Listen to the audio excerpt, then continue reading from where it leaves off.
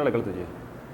अच्छा, कितनी होगी? 5 विशेषताएं होगी। छठी विशेषता की अगर बात करें तो इस पेटी के अंदर क्या है गुरुजी? जो विश्व के, छठी विशेषता सॉरी, विश्व के जितने भी, क्या बताया मैंने? विश्व के जितने भी उष्ण मरु प्रदेश, उष्ण मरु प्रदेश है, कहने का वहां पर भूमि की गर्मी है, गर्मी वाले सर्वाधिक प्रदेश है, वो किस पेटी के अंदर पाए जाते हैं? तो वो ध्यान रखना, इस उत्तरी उपोष्ण उच्च वायुदाब पेटी के अंदर ही पाए जाते हैं। इसकी सबसे बड़ी विशेषता मैंने बता दी, इसका आकाश क्या रहता है? साफ रहता है इस पेटी के अंदर। अगली जो बातें आती है वो आती है अपनी तीसरी पेटी, जिसका नाम है उपध्रुवीय निम्न वायुदाब पेटी। चलो बात करते हैं अगली पेटी पर। 2 पढ़ ली हमने। पहली पढ़ ली भूमध्य रेखीय निम्न वायुदाब पेटी, दूसरी पढ़ ली उपोष्ण उच्च वायुदाब पेटी, और तीसरी जो पढ़ रहे हैं उसका नाम है उपध्रुवीय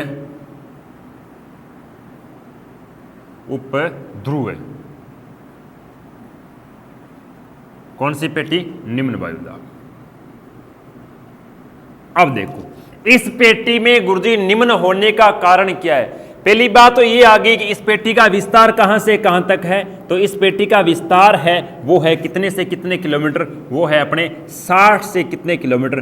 65 किलोमीटर, सॉरी 60 से 65 अक्षांशों के मध्य इसका क्या है? विस्तार है।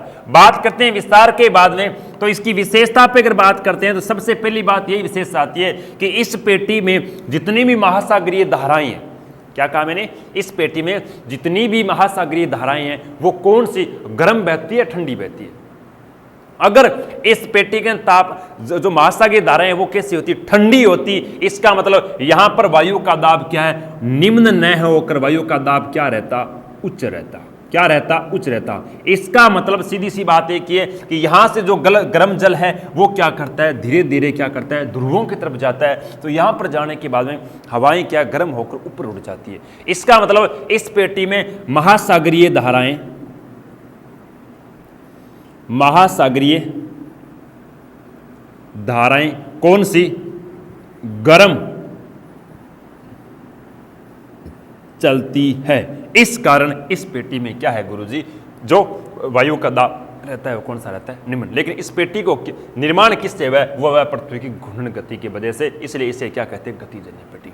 अब देखो इस पेटी की विशेषता पर अगर आगे की बात करें तो यहां पर पवने कहते हैं इतनी तीव्र गति से बढ़ने लग जाती है कि यहां पर जैसे हम क्या करते हैं, कितनी 30 से आगे की ओर बढ़ते हैं, वो अपन पवने की बातें करेंगे। प्रचंड 50, भयंकर 50, चिखती 40, ये कुछ बातें हैं जो हम क्या करेंगे आगे जब पवने करेंगे तब बात करेंगे। लास्ट जो पेटी की बात आती है वो आती है कौन सी? अपने ध्रुवीय उच्च वायुदाब पेटी। तो इसका ले लो आप स्क्रीनशॉट और आगे की ओर बढ़ते हैं। चौथी जो पेटी आती है उसका नाम क्या है? तीसरी थी ध्रुवीय निम्न। अब आता है चौथा, नाम है ध्रुवीय उच्च वायुदाब पेटी। क्योंकि आपको पता है कि यहां 85 के बाद में सूर्य का प्रकाश है, वो कहते हैं कि 6 महीने तो पहुंच ही नहीं पाता। 6 महीने ताप नहीं पहुंच पाता। इसका मतलब तापमान यहां पर इतना माइनस में चला जाता है कि हवाएं खुद ही क्या कर जाती है? जम जाती है। और हवाएं जमने के कारण यहां पर हवाएं क्या हो जाती है? भारी। और भारी होकर वो हवाएं क्या पृथ्वी से ऊपर उठने के बजाय पृथ्वी के पास पास वो भी मंद मंद गति से क्या करती? चलती है। इस कारण क्योंकि सूर्य का तापमान नहीं पहुंचा, इस कारण क्या है? इस पेटी को क्या कहा गया? तापजन्य पेटी। मतलब इस पेटी का निर्माण किसके कारण हुआ? इस पेटी का निर्माण हुआ सूर्य के ताप क्रम के द्वारा। इस कारण इसे क्या कहा गया? तापजन्य।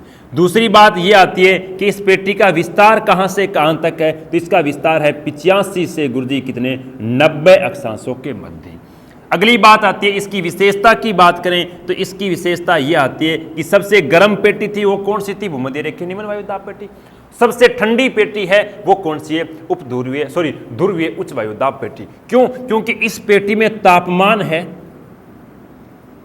इस पेटी में तापमान है वो रहता है कितना, तापमान रहता है केवल और केवल माइनस के अंदर। कभी कभी दक्षिणी गोलार्ध की बात करें, दक्षिणी गोलार्ध में कहते हैं कि तापमान चलाता है 133 डिग्री माइनस में, मतलब सब कुछ जम जाता है। सब कुछ जमने के कारण क्या है, यहाँ पर हवाएं आगे की ओर बढ़ ही नहीं बढ़ पाती, इस वजह से यहाँ पर तापमान क्या चला जाता है, माइनस के अंदर चला जाता है। अगली नेक्स्ट की ओर की बात करें तो वो बातें रहती है अपने किसकी, पवन के ऊपर।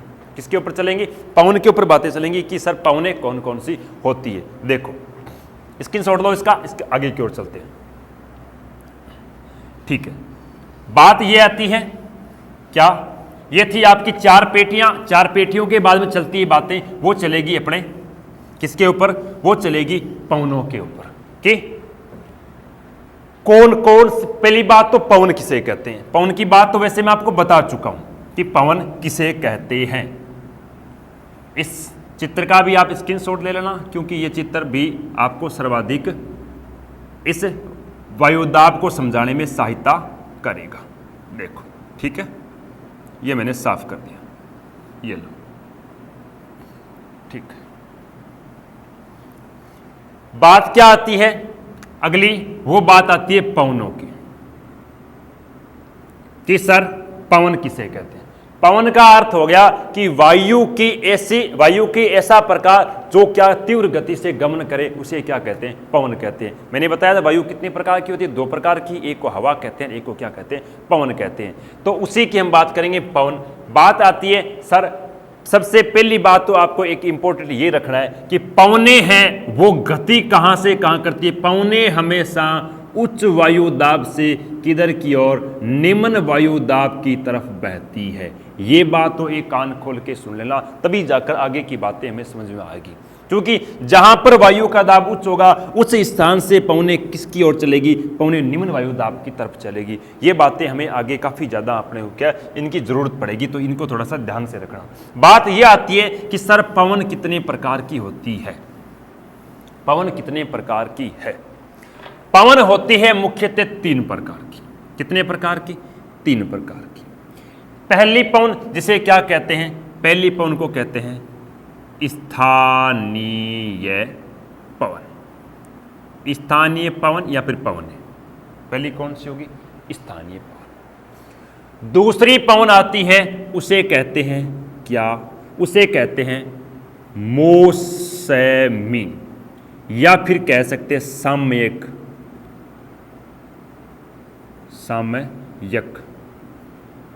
पवन।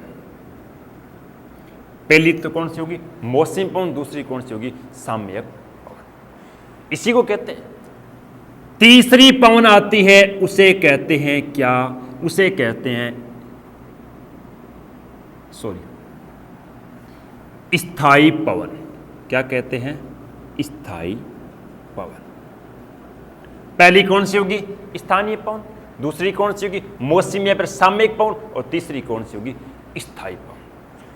गुरुजी कौन सी होती है स्थानीय पवन, कौन सी होती है मौसमी या सामयिक पवन, और कौन सी होती है स्थायी पवन। देखो स्थानीय पवन होती है, उसे कहते हैं कि अलग अलग स्थानों पर समय के अनुसार या फिर अल्प समय के अंदर चलने वाली पवनों को क्या कहते हैं, स्थानीय पवन। क्या कहा मैंने कि अलग अलग स्थानों पर, जैसे राजस्थान एक क्या है, स्थान है अलग, ठीक है। गुजरात क्या है, एक अलग स्थान है। जम्मू कश्मीर क्या है, एक अलग स्थान है। ये अलग अलग स्थान। इनके अलावा बात में वर्ल्ड के जैसे अमेरिका हो गया, फ्रांस हो गया, चीन हो गया, जापान हो गया, ये अलग अलग देश हो गए। तो अलग अलग देशों में अलग अलग स्थानों पर अलग अलग समय के अनुसार चलने वाली पवनों को क्या कहते हैं, स्थानीय पवन कहते हैं। नहीं समझ आया, लिख लो साथ साथ मैं बोलता हूं। क्या, अलग अलग स्थानों पर अलग अलग समय में चलने वाली पवनों को स्थानीय पवन कहा जाता है, जो एक अल्प समय के लिए चलती है, जिसका समय लंबा नहीं होता, कहीं दीर्घ नहीं होता। क्या होता है, छोटा समय होता है। 2 दिन के लिए हो सकती है, 5 दिन के लिए हो सकती है, 1 महीने के लिए हो सकती है, इससे ज़्यादा नहीं हो सकती। उन्हें क्या कहते हैं, क्या कहते हैं, स्थानीय पवन कहते हैं। जैसे राजस्थान में चलने वाली कौन सी स्थानीय पवन, जैसे मैंने क्या बताया, राजस्थान में चलने वाली कौन सी पवन जो अपने 2 महीने चलती है, जिसे आप क्या कहते हो, लू। क्यों राजस्थान लू चलती है, बाकी जगह लू नहीं चलती। इसका मतलब राजस्थान में चलने वाली एक स्थानीय पवन कौन सी, लू। और देशों में जैसे क्या है, कोनी, ठीक है, या फिर कह सकते हो एक आती है उसका नाम है सक्रामी। ये कुछ ऐसी पवनें हैं जो क्या होती है, अलग अलग स्थानों पर चलती है।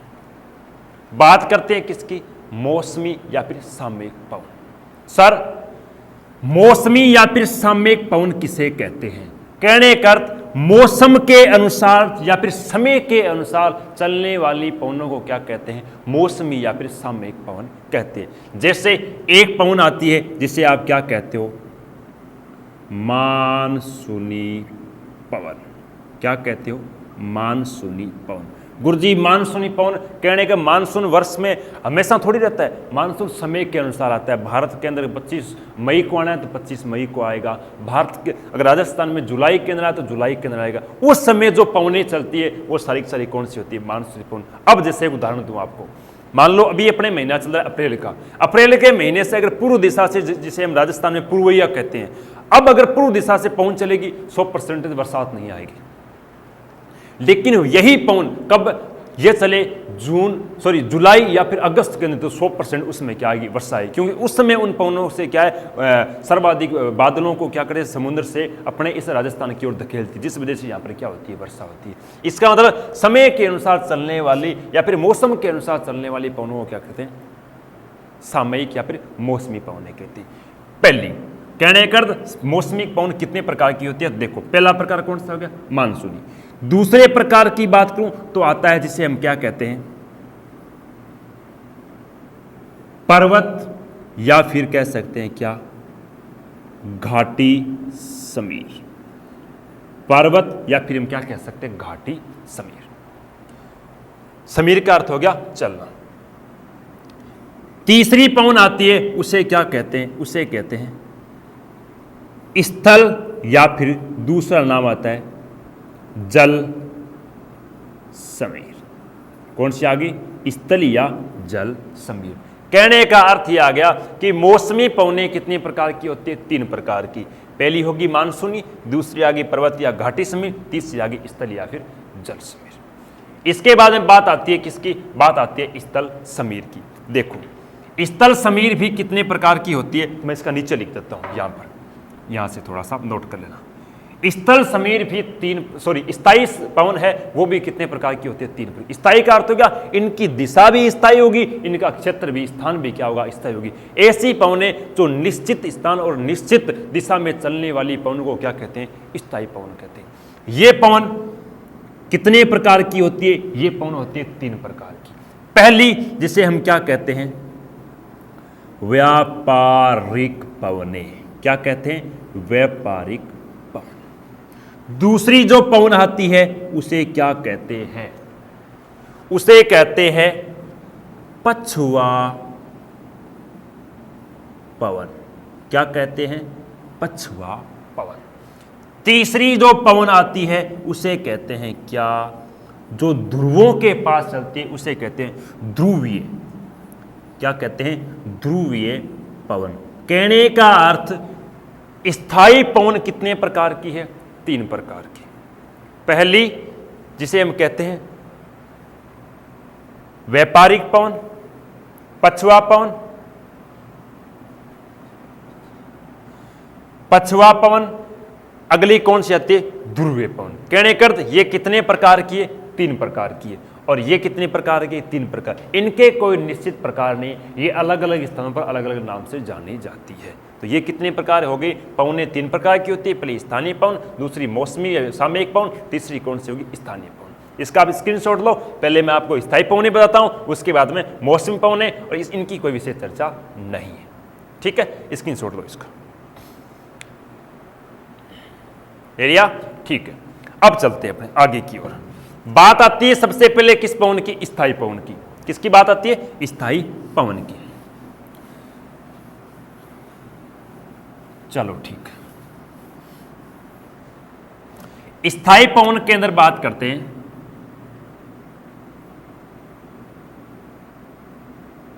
स्थायी पवन के अंदर बात करें तो पहली मैंने कौन सी बताई थी, व्यापारिक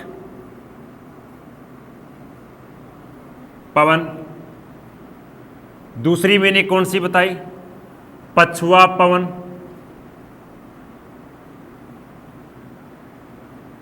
तीसरी मैंने कौन सी बताई, ध्रुवीय पवन। ये कौन सी है, ये सारी की सारी स्थायी पवन है। तो गुरुजी पहली बात ये आती है कि व्यापारिक पवन है ये पवन, पहली बात तो किस स्थानों पर, किन स्थानों पर विश्व के अंदर चलती है। दूसरी बात, इन पवनों से सेकंड ग्रेड और रीट के विद्यार्थी खास कर ध्यान दें, क्योंकि इन पवनों से कई बार सेकंड ग्रेड के एग्जाम पीछे वाले हुए सारे पेपर उठा के देख लो, इनसे कई बार क्वेश्चन पूछे गए। जिन लोगों ने इनको रट रखा है वो कभी भी इनका आंसर सही नहीं कर पाते। क्यों? क्योंकि इनकी दिशाएं हैं वो अब क्या इस ग्लोब के अंदर हम देखेंगे तभी जाके समझ में आएगी। जिन्होंने रट रखे हैं वो कभी इनकी दिशा को सही नहीं कर पाते। और प्रत्येक जो सेकंड ग्रेड के जितने भी फर्स्ट पेपर हुए सब के अंदर पूछे जा रहे थे, सब के अंदर असिस्टेंट के अंदर 2 या 3 बार पूछे गए थे, रीट के अंदर पूछे गए थे, और भी जो छोटे लेवल में थोड़े कम पूछे जाते, बड़े लेवल पे ज्यादा पूछे जाते हैं। तो देखो सबसे पहले बात करते हैं व्यापारी पवन कहां से कहां, मतलब किस क्षेत्र में बहती है, उसके बाद में बात करते हैं इन पवनों की दिशा क्या है। क्यों? क्योंकि मैंने बताया था कि कहां स्पेन से कुछ लोग जो प्राचीन समय से क्या घोड़ों का व्यापार कहां करते थे, उत्तरी गोलार्ध के अंदर, उत्तरी अमेरिका या फिर दक्षिणी गोलार्ध में, दक्षिणी अमेरिका के देशों के अंदर, तो वो बहते थे इस क्षेत्र में। इस वजह से कहां हम कह सकते हैं 25 से लेकर कितने 5 अक्षांशों के मध्य के स्थान को क्या कहते हैं, व्यापारिक क्षेत्र कहते हैं। इस वजह से इस क्षेत्र में चलने वाली पवनों को क्या कहते हैं, व्यापारिक पवन कहते हैं। क्या कहते हैं, व्यापारिक पवन। इस वजह से कहां पवनें हमेशा किस कहां से कहां, उच्च वायुदाब से किधर की ओर बहती है, निम्न वायुदाब। तो आप देखो किस पेटी में वायुदाब उच्च है, ऊपर वाली पेटी में। यहां पर भी क्या उच्च वायुदाब, बीच वाली पेटी में क्या निम्न वायुदाब पेटी। इसका मतलब पवनें कहां से बहेगी, उच्च वायुदाब से किसकी ओर बहेगी, निम्न वायुदाब की तरफ। इसका मतलब इस उच्च वायुदाब पेटी से निम्न वायुदाब पेटी की ओर 25 से 5 अक्षांशों के मध्य चलने वाली पवनों को क्या कहा जाता है, क्या कहा जाता है, व्यापारिक पवनें कहा जाता है। इन अक्षांशों में जो पवनें चल रही वही ऊपर वाली सेम की सेम अक्षांशों में भी यही पवनें चलेगी। कौन सी, 5 से कितने 25 अक्षांशों के मध्य जो पवनें चल रही है, इन पवनों को भी क्या कहा जाता है, व्यापारिक पवनें कहा जाता है। कहने का अर्थ ये पवनें कितने अक्षांशों के मध्य बहती है, ये पवनें बहती है 5 से लेकर कितने 25 अक्षांशों के मध्य। इनका क्या है, विस्तार या फिर इनका क्या है, फैलाव। इन पवनों की दिशा क्या है, तो अलग अलग दिशा होगी। एक उत्तरी गोलार्ध की दिशा होगी, एक कौन सी गोलार्ध की होगी, दक्षिणी गोलार्ध की। अगर मैं बात करूं कौन से गोलार्ध की, उत्तरी गोलार्ध, कौन से गोलार्ध की बात करूं मैं, उत्तरी गोलार्ध की बात करूं तो उत्तरी गोलार्ध के अंदर इनकी दिशा क्या है, देखो उत्तरी गोलार्ध, ये आपके सामने एक बॉक्स बनाया मैंने, ये दिशा कौन सी है, नॉर्थ, ये साउथ, ये वेस्ट, ये कौन सी होगी, ईस्ट। तो उत्तरी गोलार्ध में पवनें किस दिशा से किस दिशा की ओर बह रही है, उत्तर पूर्व किस दिशा से, उत्तर पूर्व से किस दिशा की ओर बह रही है, दक्षिण पश्चिम की ओर बह रही है। उत्तर गोलार्ध में चलने वाली व्यापारी पवनों की दिशा क्या है, उत्तर पश्चिम, उत्तर पूर्व से किस दिशा, दक्षिण पश्चिम की ओर चल रही है। लेकिन दक्षिणी गोलार्ध के अंदर चलने वाली व्यापारिक पवनों की जो दिशा है वो कौन सी है, दक्षिणी गोलार्ध में चलने वाले व्यापारी पवनों की दिशा कौन सी है, तो दक्षिणी गोलार्ध में इनकी दिशा क्या है, यह है कौन सी, दक्षिण पूर्व से इनकी दिशा क्या रहती है, उत्तर पश्चिम की ओर रहती है। कौन सी, उत्तरी गोलार्ध की ये हो गई, ये कौन सा गोलार्ध हो गया, दक्षिणी गोलार्ध। कौन सा गोलार्ध हो गया, दक्षिणी गोलार्ध। तो उत्तरी गोलार्ध में इनकी दिशा उत्तर पूर्व से दक्षिण पश्चिम, और दक्षिणी गोलार्ध में दक्षिण पूर्व से किधर रहती है, उत्तर पश्चिम रहती है। इनका विस्तार कितने अक्षांशों के मध्य, तो 5 से 25 दोनों गोलार्धों के अंदर। टोटल पूछा जाए तो कितना हो जाए, 25 में 5 गए पीछे कितने हो जाए, 20, और 20 कितने हो गए, 40 अक्षांशों के मध्य क्या है, ये पवनें चलती है। इन पवनों को व्यापारी पवनें क्यों कहते हैं, क्योंकि इस 25 और 5 के मध्य क्या, प्राचीन समय में व्यापारी लोग क्या करते थे, घोड़ों का व्यापार करते थे, इसलिए इस क्षेत्र को क्या कहते हैं, व्यापारी क्षेत्र कहा जाता है। इस कारण इसे क्या कहते हैं, व्यापारिक पवनें कहा जाता है। ठीक है, नेक्स्ट देखो। अच्छा, अगली पवन की बात करते हैं, कौन सी, पछुआ पवन। देखो बात आती है पछुआ पवन, तो पछुआ पवन कहने का अर्थ हो गया इसकी इसको पछुआ पवन क्यों कहा जाता है? क्यों इन पवनों का जो गति है या फिर इन पवनों की दिशा वो पश्चिम दिशा से पूर्व की ओर है। इनका जो उत्पत्ति होती है किधर से होती है? पश्चिम से पूर्व की ओर होती है। इस कारण इसे क्या कहा जाता है? पछुआ पवन कहा जाता है। कहने का ये पवने किस दिशा से, यहाँ पर वायु का दाब क्या उच्च है, उच्च से क्या करेंगे? पश्चिम दिशा से ये किधर की ओर? पश्चिम दिशा से किस दिशा की ओर? पूर्व दिशा की ओर गमन करती है। इस कारण इन्हें क्या कहा जाता है? पछुआ पवन कहा जाता है। गुरुजी इन पवनों का फैलाव, ये पवने कितने अक्षांशों के मध्य चलती है? तो ये पवनी चलती है 30 से कितने 60 अक्षांशों के मध्य। कहने का अर्थ कितने? 30 अक्षांश उत्तरी गोलार्ध में और 30 अक्षांश किस दक्षिणी गोलार्ध में चलती है। इस कारण ये इन अक्षांशों का विस्तार है वो कितनी अक्षांशों में है? इनका विस्तार है वो है 60 अक्षांशों में। उनका कितना था?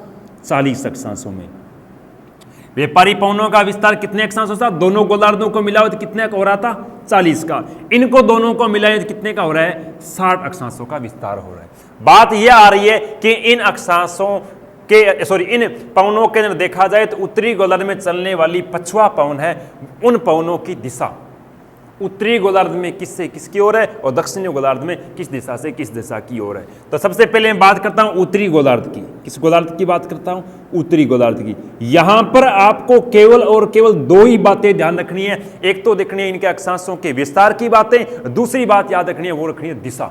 ज्यादातर यही चीज पूछी जाती है, इन्हीं चीजों में कंफ्यूज होते हैं। अब दिशा में गड़बड़ होता है। कैसे? उत्तरी गोलार्ध में जो पछुआ पवनें चल रही है उन पवनों की दिशा क्या है? तो ये आपके सामने बॉक्स बना रखा है मैंने, इस बॉक्स में देखेंगे तो ये 4 दिशा हो गई। उत्तरी गोलार्ध में पवनें चल रही है पछुआ, इसका मतलब ये पवनें किस दिशा से किस दिशा की ओर बह रही है? दक्षिण पश्चिम से किस दिशा से? उत्तर पूर्व की ओर चलने वाली पवन है, जिसे आप क्या कह रहे हो? उत्तरी पछुआ पवन। दक्षिणी गोलार्ध की अगर बात करूं तो दक्षिणी गोलार्ध के अंदर दक्षिणी गोलार्ध में जो पछुआ पवन चल रही है उन पवनों की दिशा क्या है? तो उन पवनों की ये नॉर्थ दिशा होगी, ये साउथ दिशा होगी, ये वेस्ट होगी, ये कौन सी होगी? ईस्ट होगी। तो इनके अंदर जो पवनें चल रही है वो आपको दिख रहा है किस दिशा से किस दिशा की ओर बह रही है? कितने पश्चिम पूर्व, मतलब उत्तर पश्चिम से किस दिशा के? दक्षिण पूर्व के। किधर? उत्तर पश्चिम से दक्षिण पूर्व की ओर चलने वाली पवन को क्या कह रहे हैं? हम दक्षिणी गोलार्ध की पछुआ पवन कह रहे हैं। इनका विस्तार दक्षिणी गोलार्ध में 25 से 30 और उत्तरी गोलार्ध में दक्षिणी गोलार्ध में 30 से 60, उत्तरी गोलार्ध में कितने? 30 से 60 इसका क्या है? विस्तार है। लेकिन यहां पर कहां कह सकते हैं 30 के बाद में जैसे ये 40 अक्षांशों के पास जब पवनें पहुंचती है तो कहते हैं ये पवनें इतनी ज्यादा आवाजें करने लग जाती है, इसलिए इसे क्या कहते हैं?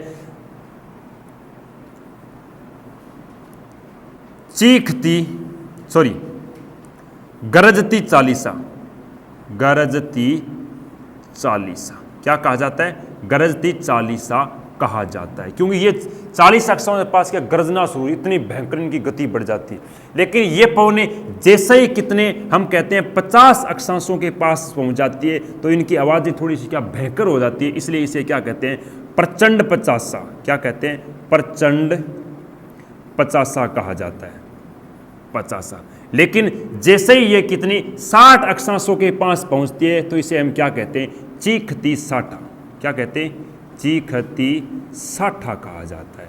तो कहने कर इन पवनों को अलग अलग नामों से देखें तो कितने? 40 के पास गरजती चालीसा, 50 के पास प्रचंड पचासा, या फिर 60 के पास क्या हो गया? चीखती साठा कहा जाता है। अगली जो लास्ट पवन बची है स्थायी के अंदर वो आती है ध्रुवीय पवन। कौन सी पवन आती है? ध्रुवीय पवन। देखो ध्रुवीय पवन की अगर बात करें तो ध्रुवीय पवन चल रही है कितने अक्षांशों के मध्य? तो वो चल रही है कितने? 65 से कितनी होगी? 65 अक्षांशों से कितनी? यहां पर है 85, ये हो गया 90। तो 65 से 85 अक्षांशों के मध्य चलने वाली पवन कौन सी है? तो हम कह सकते हैं कि आगे जो चल रही है ध्रुवीय पवन है। इन पवनों की दिशा क्या है? तो इन पवनों की दिशा है ये पवनें ध्रुव, यहां पर वायु का दाब उच्च है, इसका मतलब यहां पर निम्न है। तो पवनें उच्च वायु दाब से किस दिशा की ओर बहती है? निम्न वायु दाब की तरफ बहती है। इसका मतलब उत्तरी गोलार्ध में चलने वाली पवनों की दिशा क्या है? ये दक्षिणी गोलार्ध में भी वायु का दाब यहाँ पर उच्च है, यहाँ पर निम्न है। इसका मतलब ये पवनें किस दिशा से किस दिशा की ओर बहेगी, इस दिशा से क्या है, इस दिशा की ओर बहेगी। आपको केवल और केवल ज़्यादातर दिशा की बातें ही याद रखनी है। दिशा से क्या है, रीट और फर्स्ट ग्रेड सेकंड ग्रेड के जो फर्स्ट पेपर होते हैं उनमें ये क्वेश्चन कई बार पूछे गए और 90% बच्चे गलत करते हैं। जिन्होंने ये चीज़ें नहीं देख रखी है उनके लिए तो एकदम ईजी है। जिन्होंने सीख रखा है, जिन्होंने इसको समझ रखा है, उनके लिए तो कोई ज़्यादा टफ नहीं है। जिन्होंने इसको समझ नहीं रखा है, जिन्होंने रट रखा है, रटी हुई चीज़ें एक लिमिट होती है और सीखी हुई चीज़ें अनलिमिटेड होती है। हमें अनलिमिटेड रहना है तो सीखना पड़ेगा।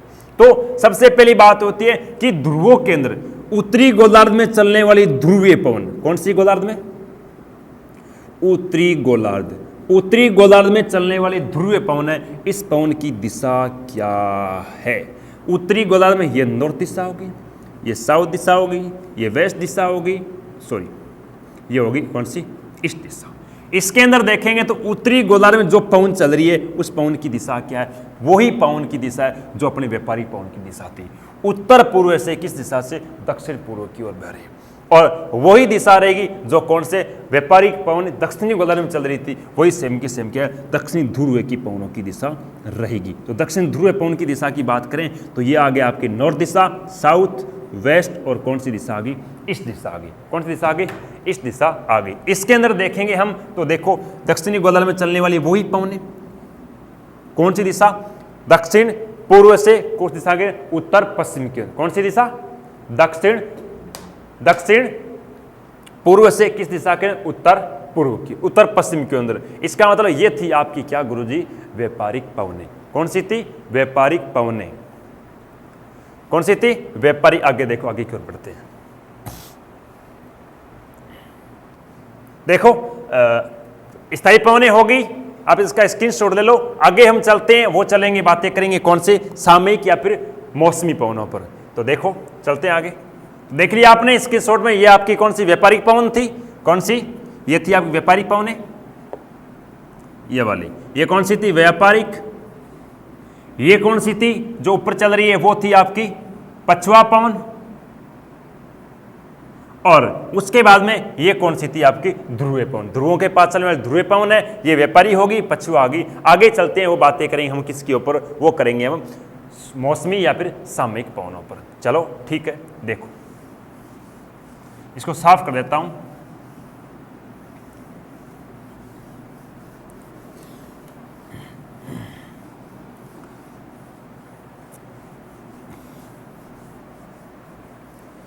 अब बात करेंगे, अगली बात वो रहेगी किसके ऊपर, वो रहेगी आपकी मौसमी पवन।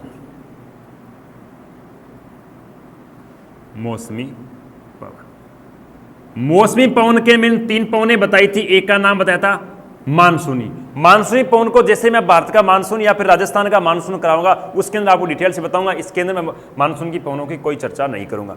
इसके अंदर पहली पवन की चर्चा करूंगा, वो करूंगा स्थल स्थल या जल समीर। किसकी चर्चा करूंगा, स्थल या जल समीर। दूसरी जो चर्चा रहेगी अपनी, वो रहेगी पर्वत या घाटी समीर। एक रहेगी अपने स्थल या जल समीर, दूसरी रहेगी पर्वत व घाटी समीर। सबसे पहली बात करते हैं स्थल समीर। किसकी बात करता हूं, स्थल समीर की। गुरुजी मैं बात कर रहा हूं किस अवस्था की, मैं बात कर रहा हूं दिन की। कब की बात कर रहा हूं, दिन के अंदर। दिन के अंदर आपको पता है कि यह है आपका क्या, क्या है, स्थल भाग। ये कौन सा भाग है, स्थल भाग। ठीक है, ये कौन सा भाग है, ये है आपका जल भाग। देखो ये हो गया आपका जल भाग।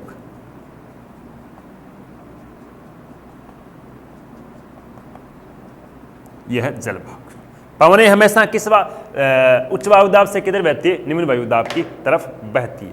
अब देखो दिन के समय के अंदर आपको पता है कि सूर्य का किरणें, दिन के समय में सूर्य की किरणें हैं, वो क्या करती है, स्थल भाग पर क्या पड़ती है, सीधी पड़ती है, और जल भाग पर क्या पड़ती है, तिरछी पड़ती है।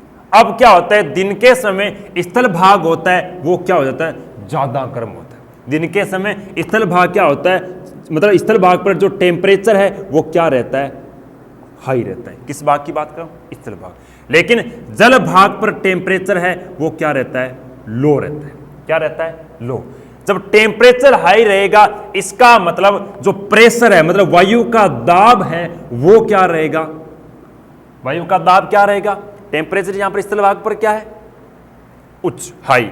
टेम्परेचर हाई है इसका मतलब प्रेशर क्या रहेगा, लो रहेगा। प्रेशर क्या रहेगा, लो। यहां पर टेम्परेचर लो है इसका मतलब प्रेशर क्या रहेगा, हाई। वायु का दाब यहां पर क्या रहेगा, उच्च रहेगा।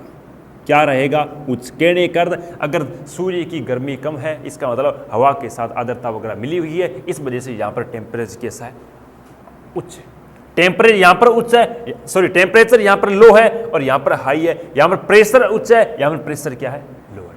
अब आपको पता है कि वायु पवने है वो हमेशा उच्च वायुदाब से किस वायुदाब की तरफ बहती है, पवने हमेशा उच्च से निम्न वायुदाब की तरफ बहती है।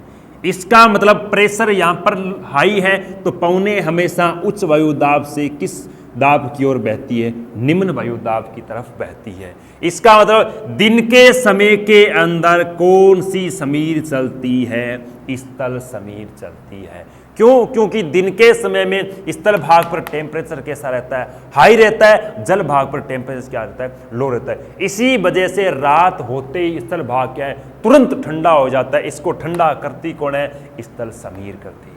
कौन सी समीर करती है, स्थल समीर। जल भाग से वो क्या आर्द्रता लेके आती है और स्थल भाग को तुरंत क्या कर देती है, ठंडा कर देती है। ठंडा करने का कारण क्या है, स्थल समीर। दूसरे समीर की बात करूं तो वो आता है आपका कौन सा, जल समीर।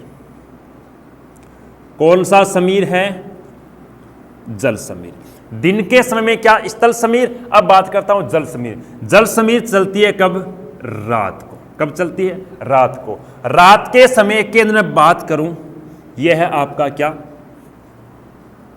यह हो गया आपका स्थल भाग, यह हो गया आपका वही सेम की सेम बात, कौन सा, जल भाग। कौन सा भाग हो गया, जल भाग।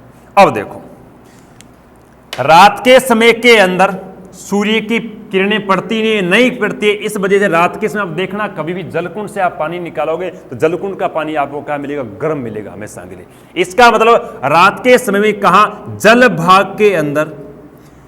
दिन के समय था, रात के समय जल भाग के जो टेम्परेचर है वो हमेशा आपको क्या मिलेगा, हाई मिलेगा। तापमान क्या मिलेगा, उच्च मिलेगा। और स्थल भाग पर जो टेम्परेचर है वो क्या मिलेगा आपको, लो मिलेगा। जब जल भाग में रात के समय टेम्परेचर हाई है, स्थल भाग पर टेम्परेचर क्या है, लो है। इसका मतलब जल भाग पर जो प्रेशर है वो कैसा रहेगा, लो। और स्थल भाग पर जो प्रेशर है वो कैसा रहेगा, हाई। दाब क्या रहेगा, उच्च रहेगा। इसका मतलब यह है कि रात के समय वायु उच्च वायुदाब से निम्न की तरफ बहती है, तो यहां पर वायु का दाब क्या है, उच्च है। इसका मतलब यह आता है कि रात के समय में कौन सी समीर चलती है, रात के समय में चलती है जल समीर। जो पवने स्थल से जल की ओर बहेगी उसे कहते हैं जल समीर। पवने जल से स्थल की ओर बहती है उसे कहते हैं स्थल समीर। तो इसका मतलब ये थी, रात के समय में चलती है उसे जल समीर कहते हैं, दिन के समय में चलती है उसे क्या कहते हैं, स्थल समीर। ये थी आपकी दो, जल और स्थल समीर। अगली बात करते हैं, वो बात करते हैं हम पर्वत और घाटी समीर की। समझ आ गई आपको, नेक्स्ट चलते, इसका स्क्रीनशॉट ले लो, आगे की ओर बढ़ता हूं। देखो आगे देखो,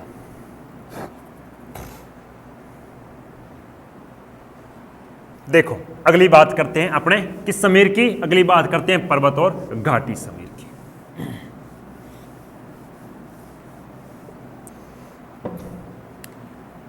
यह है, बात कर रहा हूं किसकी, पर्वत और घाटी समीर। मैं कब की बात कर रहा हूं, मैं बात कर रहा हूं दिन के समय की। दिन के समय में बात कर रहा हूं किसकी, मैं पहले घाटी समीर की बात करता हूं। घाटी समीर यह है आपका पर्वत, ठीक है। यहां पर भी क्या आपका पर्वत है, यह पर्वत है आपके सामने। अब देखो दिन के समय में, इसको साइड में लिख देता हूं एक बार, इसको यहां पर लिख देता हूं, लिख लो आप, घाटी समीर। अब देखो दिन के समय के अंदर आप देखोगे तो गुरुजी क्या होता है, ये होता है, ये आपका पर्वत, ये क्या होगा, पर्वत की नोक चोटी होगी। इन पर्वतों के जो बीच वाला स्थान है इसे कहोगे आप क्या, यहां पर ये जो बीच वाला स्थान है इसे कहोगे क्या, घाटी। क्या कहोगे, घाटी। अब दिन के समय के अंदर, मैं कब की बात कर रहा हूं, दिन की, दिन के समय के अंदर कहां गुरुजी बात है, किसकी बात है, पर्वत की। दिन के समय के अंदर पर्वत के ऊपर टेम्परेचर कैसा होता है आपको पता है, हाई होता है। कैसा होता है टेम्परेचर, हाई। टेम्परेचर यहां हाई होता है तो घाटी के अंदर टेम्परेचर दिन के समय क्या रहता है, लो, तापमान कम रहे, टेम्परेचर लो रहता है। लेकिन यहां पर प्रेशर है पर्वत के ऊपर, वो क्या रहेगा, लो। लेकिन घाटी के अंदर प्रेशर है वो कैसा हो जाएगा, हाई हो जाएगा। कैसा हो जाएगा, हाई हो जाएगा। इस वजह से दिन के समय जो यहां पर वायु का दाब कैसा हो गया, उच्च हो गया, और यहां पर वायु का दाब क्या हो गया, निम्न हो गया। तो दिन के समय घाटी से पौने किस दिशा से किस दिशा की ओर बहती है, तो दिन के घाटी के अंदर पौने घाटी से पर्वत की ओर बहेगी। इसका मतलब दिन के समय में कौन सी समीर चलती है, दिन के समय घाटी समीर चलती है। ये बात ध्यान रखना। इसे अंग्रेजी में एनाबेटिक भी कहा जाता है। क्या कहा जाता है, एनाबेटिक। दूसरी बात आती है रात के समय। रात के समय में क्या होता है, रात के समय में पर्वत के ऊपर जो टेम्परेचर है वो क्या हो जाता है, पर्वत के टेम्परेचर हो जाता है लो। रात के समय पर्वत के ऊपर टेम्परेचर कैसा हो जाता है, लो। और कहां, घाटी के अंदर टेम्परेचर है वो कैसा हो जाता है, रात के समय हाई हो जाता है। लेकिन पर्वत के ऊपर रात के समय जो प्रेशर है वो प्रेशर क्या हो जाता है, हाई। और कहां, घाटी के जो प्रेशर है वो प्रेशर कैसा हो जाता है, लो हो जाता है। इसका मतलब पवने हमेशा उच्च वायुदाब से किधर, निम्न वायुदाब की तरफ चलती है। तब पवने क्या करेगी, रात के समय पर्वत से किधर की ओर चलेगी, घाटी की ओर चलेगी। इसका मतलब रात के समय में कौन सी समीर चलती है, रात के समय में पर्वत समीर चलती है। आपको इतनी बात ध्यान रखनी है कि रात के समय में कौन सी चलती है और दिन के समय में कौन चलती है। रात के समय में प्रेशर हाई कहाँ रहता है और दिन के समय में प्रेशर कहाँ हाई रहता है। रात के समय टेम्परेचर हाई कहाँ रहता है, दिन के समय में टेम्परेचर हाई कहाँ रहता है। तो ये था आपका वायुमंडल के बाद में वायुदाब। वायुदाब के बाद में हमने बात की किसकी, पवनों की। केवल और केवल एक मानसूनी पवन है, वो आपको जब मैं मानसून कराऊंगा उसके पूरी डिटेल से बता दूंगा। आज के लिए इतना ही, बाकी बातें हम अगले नेक्स्ट टॉपिक के अंदर करेंगे। धन्यवाद। ओके।